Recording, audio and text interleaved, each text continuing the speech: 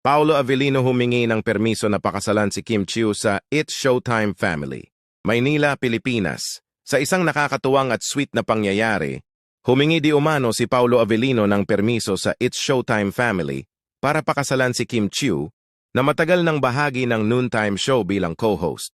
Ayon sa mga sources, sa backstage ng show, kinausap ni Paolo ang mga malalapit kay Kim, kasama ang mga hosts ng It's Showtime upang ipahayag ang kanyang intensyon. Gusto ko lang siguraduhin na lahat ay magiging masaya sa desisyon naming magpakasal, lalo na ang pamilya ni Kim dito sa Showtime, sabi umano ni Paolo. Ang mga hosts tulad ni Vice Ganda, Vong Navarro at Ann Curtis ay natuwa sa gesture ni Paolo.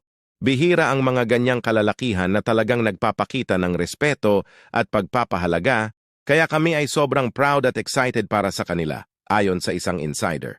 Kinilig naman ang mga netizens at tagahanga ni Kim matapos pumutok ang balitang ito, lalo na't nakita nila kung gaano ka-close si Kim sa kanyang Showtime family.